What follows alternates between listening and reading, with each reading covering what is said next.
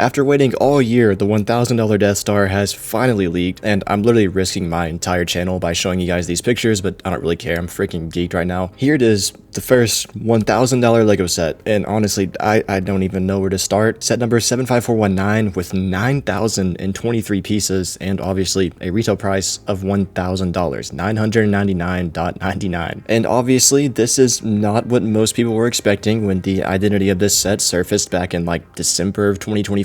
Everyone thought it would just be a normal Death Star like the older models, but obviously way bigger because it's $1,000. And then a few weeks ago, some rumors surfaced that it wasn't going to be a sphere, it was going to be some type of diorama, and that caused the whole community to crash out, and now we actually have pictures of it. And as you can see by this diagram picture here on the box, it's literally like a slice of the Death Star. It's not even half of it, it's a slice, it's a disc. And there are some dimensions there that aren't readable at all. However, thankfully, I know what these dimensions are because leakers told me. So it's going to be about 27.5 inches tall, 31 inches wide, and only about 10.5 inches deep, which is actually roughly the same size as the UCS Falcon, but flipped on its side. Actually, a little bit larger than that set. So yeah, very strange dimensions and design choice for a Death Star. It's definitely not what a lot of people were expecting, and a lot of people are disappointed by this. Literally within the first 5 minutes of this set leaking, I saw tons of memes getting posted on Instagram, Reddit, and Twitter everywhere. The whole community is kind of crashing out about this set right now, and from what I can tell, it's mainly a negative response. And I mean, yeah, it's pretty obvious why. This was not what we were expecting when we heard a $1,000 Death Star. However, I personally have to say, I actually am kind of optimistic about this. The front box art looks